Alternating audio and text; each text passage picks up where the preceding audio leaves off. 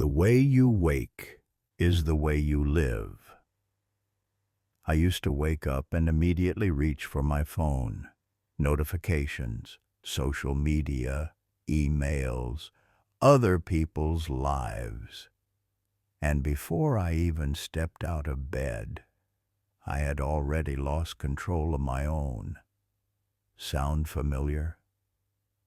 The way we wake up defines the emotional tone of our entire day. Yet most people wake up as if they're being dragged into battle, snoozing 5 times, already stressed, already behind. But what if I told you that the first 20 minutes of your morning are more powerful than the next 20 hours? Let me take you back, not to a modern motivational speaker, but to Zhuangzi, a disciple of Confucius. Around 500 BCE, he said, "I examine myself 3 times a day. One of those times, at dawn." Zhuangzi believed that self-reflection, discipline, and alignment with one's purpose must start before the world enters your mind. He would rise early, not to consume, but to cultivate his virtue, his clarity, and his moral direction. In a world full of noise, how often do you hear your own voice? Let's break down the 3 most destructive morning habits many of us fall into. 1. Waking up without purpose. You wake up simply because your alarm rings, but the mind asks, why? And when it finds no answer, it defaults to distractions. When your first action of the day is to scroll or worry, you've handed your peace to the world before you've earned it yourself. 2. Consuming.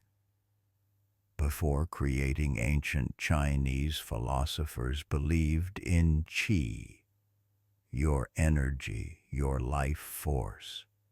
It's strongest in the morning. So, why waste that sacred energy reacting to life instead of creating your own? Modern science supports this too. Brainwave studies show we're in a highly programmable theta-alpha state right after waking. This is the best time to visualize, journal, or meditate. Use this time. Don't give it away. 3. Starting in chaos. When you rush from bed to bus to work without a moment of stillness, you train your nervous system to live in survival mode. But you were born to live, not just to survive. Now, here's the turning point. If you change just your first 30 minutes every morning, you won't just have better mornings. You'll become a different person. Because the person you are in the morning is the person you truly are. The 5-minute miracle ritual. Jana kunge arnalgan 5 minutik. Gajayip rasim. You don't need an hour. You don't need to be a monk. You need 5 intentional minutes. 1. Breathe. 1 min. Sit still. Inhale. Exhale. Let your body arrive in the day. Let your soul catch up to your body. 2. Journal one line, one min. Write down one sentence. Today, I will live with intention. Or, I'm grateful for the chance to start again. 3. Ask one question, one min. What is one thing I can do today that aligns with who I want to become? 4. Step into light, one min. Sunlight signals your body that it's time to wake, to rise, to act. Natural light in the first hour helps reset your biological clock and boosts serotonin. 5. Drink water slowly, one min. Honor your body. It's been working all night. Nourish it. Begin with care. This is not about being productive. This is about reclaiming your ownership over your mind and time. You are not a machine. You are a soul with direction. So set that direction first, before the world tells you who to be. One last story. Kiska Omirlik Musal. There's a Zen story about a man who asked his master, "What is the secret to an enlightened life?" The master smiled and said, "Wake up every day as if the world was made for you to grow. Not for you to impress, not for you to rush, but for you to evolve. So tomorrow morning, don't just wake up. Return to yourself." Have you ever stopped to consider what your mind consumes every day? We carefully choose what to eat, counting calories, reading ingredients. But when it comes to our mind, we devour anything. Gossip, negativity, fear, mindless scrolling. Then we wonder why we feel tired, anxious, and lost. Your life becomes what you feed your mind. In the 11th century, Imam Al-Ghazali, one of the greatest Islamic philosophers, wrote, "The heart is like a mirror. When it is clean, it reflects the truth. But when it is covered in smoke, it reflects only confusion. That smoke, it's mental junk, it's emotional toxins, it's the constant diet of anger, envy, and ego that clouds our clarity. Today, let's talk about how to cleanse that mirror. Let's reprogram your mental diet. Part 1. The hidden mental junk we consume. There are 3 major categories of mental poison. 1. Comparison culture. Scrolling social media for hours, comparing your worst moments to others' best filters. You eat the illusion that you're not enough. But as Lao Tzu once said, when you are content to be simply yourself and don't compare or compete, everyone will respect you. Comparison doesn't push you forward. It paralyzes you. 2. negativity, addiction, news headlines, outrage culture. Can you believe what happened? The mind becomes addicted to fear and outrage because the brain is wired to survive, not to thrive. But what you repeat, you reinforce. So if you feed your mind fear, it will expect danger, even where there is none. 3. Mental clutter, overthinking, multitasking, never slowing down. Your mind becomes a browser with 50 tabs open, none of them loading. And yet you wonder why you can't sleep, focus, or find peace. Clean fuel for the soul. Let's now explore what nourishes the mind. Things that don't just entertain but elevate. 1. Silence. Yes, silence. One of the most underrated tools in modern life. The philosopher Pascal once said, "All of humanity's problems stem from man's inability to sit quietly in a room alone." Silence gives space for wisdom to arise. The noise fades. The truth remains. 2. Books with depth. Read books that outlive trends, that outlive you. Stoicism, spirituality, psychology. Books that question the world, and more importantly, books that question you. A daily mental diet of 15 pages can reshape your identity within a year. 3.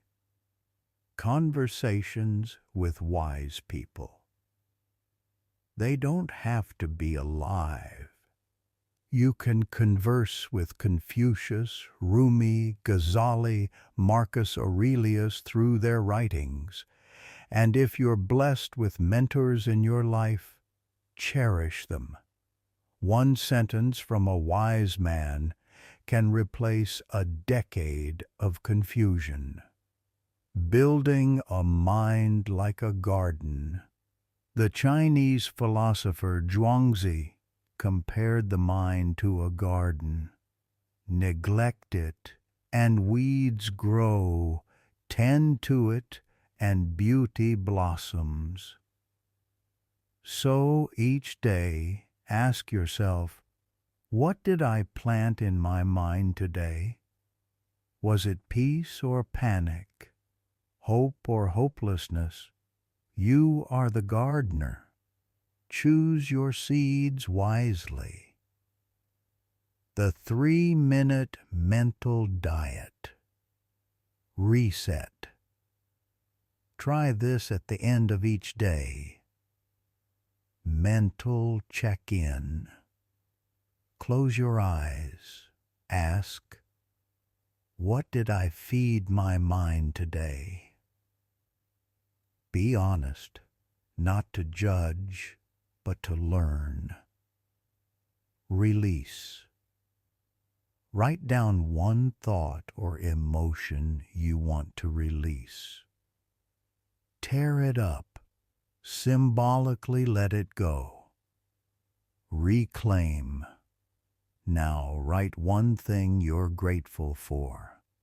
Gratitude is the most powerful nutrient for the mind. It rewires how you see the world. Final words. You are the gatekeeper. No one else will protect your mind. No app, no government, no algorithm. You must decide what enters the sacred space of your consciousness. And when you start feeding your mind like it matters, because it does, your life begins to match your intention. Remember, you cannot live a positive life with a negative mind. But the beauty is, every day, every moment, you have the power to choose again. There was a time when silence scared me. The moment things got quiet, my thoughts got louder, and not in a comforting way. They'd bring doubts, guilt, memories I'd tried to bury under constant noise. So I kept myself busy. I surrounded myself with people, with music, with movement. I thought silence meant loneliness. I thought being alone meant something was wrong with me. But one day I broke, not loudly, quietly. I just stopped pretending I was okay, and the noise I had built around me, it collapsed. That's when I met solitude for the first time, not as my enemy, but as my teacher. There is something sacred about sitting in silence, no music, no scrolling, no distractions, just you and what's inside you. It's terrifying at first, but once you make peace with it, it becomes the most honest space you'll ever know. In ancient China, Lao Tzu wrote, "Silence is a source of great strength." He believed that everything powerful in life, rivers, roots, the wind, moved quietly, not with noise, but with purpose. In a loud world, silence is rebellion. It's how you take your mind back. I started going on long walks without my phone, just the sound of my footsteps, the rustling of trees, the breath moving in and out of my chest. At first, my thoughts raced, regrets from the past, worries about the future. But I kept walking, and slowly they settled, like mud sinking in water. And then, underneath all the noise, I heard something else, a whisper of clarity, a feeling that I was okay, that I didn't need to chase anything or prove anything. I just needed to listen. I started spending time with myself, not because I had to, but because I wanted to. Mornings without words, evenings by candlelight. I found pieces of myself I'd forgotten. I realized how much of my life had been shaped by the voices of others, their expectations, their judgments, their fears. But in silence, all that faded, and I got to ask myself, what do I actually want? Who am I when no one's watching? Rumi once said, "The quieter you become, the more you are able to hear." And I began to hear things I never noticed before. The truth in my own heart. The small desires I'd buried. The quiet dreams I was too scared to say out loud. They began to rise gently. Solitude is not about isolating yourself from the world. It's about returning to yourself so that you can re-enter the world stronger, wiser, calmer. It's a reset, a sacred pause. In Japan, there's a practice called Shinrin-yoku, forest bathing. No swimming, just walking through nature with all five senses awake. It's not exercise, it's connection. The goal is to feel the earth again, to let the forests speak, to remember that you are part of something much older, much bigger, much quieter than your problems. I stopped waiting for others to get me. I stopped needing validation because in solitude I had already found someone who understood me deeply, myself. I had forgiven my own mistake, laughed at my own patterns, and finally sat down with all my insecurities and said, "You're safe with me. You want peace? Then learn to be alone without feeling empty. Learn to be silent without needing distraction. Learn to hear your own breath, your own heartbeat, your own soul. Because in that silence, God speaks, not with thunder, not with fire, but with stillness." I used to wait to feel motivated before I started anything. When I'm in the mood, I'll go to the gym. When I feel ready, I'll start that project. But motivation is like the wind. Sometimes it blows, sometimes it doesn't. If your life depends on it, you'll stay stuck.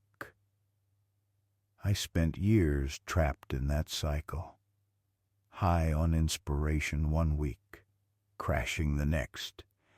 I called it burnout, but it was really just lack of structure, no discipline.